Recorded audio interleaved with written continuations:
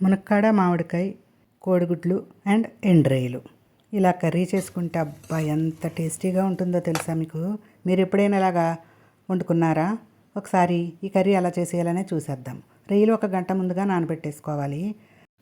ఎలాగో మనం రొయ్యలు కొనుక్కున్నప్పుడు వాటి కాళ్ళు తోక అన్నీ తీసేసి ఎండబెట్టుకొని స్టోర్ చేసుకుంటాం కదా.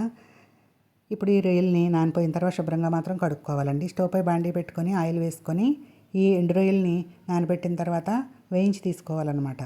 వేయించేసి ఒక బౌల్లో తీసుకుని పక్కన పెట్టేసుకొని అలాగే ఎగ్స్ని కూడా కొంచెం పసుపు వేసి వేయించుకోవాలి. అప్పుడు ఎగ్స్ బాగా వేగుతాయి అన్నమాట.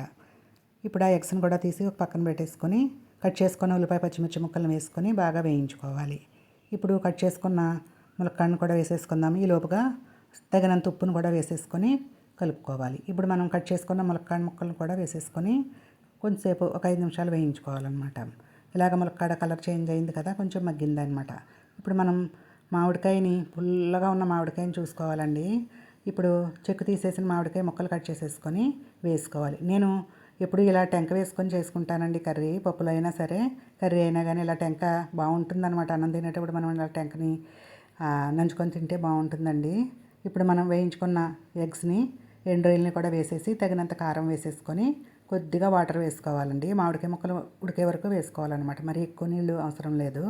కొంచెం వాటర్ వేసుకొని కొంచెం ఒకసారి కలిపేసుకొని ప్లేట్ మూత పెట్టేసి ఉడికించుకుంటే ఎండ్రాయిలు ఎగ్స్ మామిడికాయ ములక్కాడ కర్రీ రెడీ అయిపోతుంది. మీరు కూడా ఒకసారి ట్రై చేసి చూడండి. చాలా అంటే చాలా టేస్టీగా ఉంటుంది. Thank you.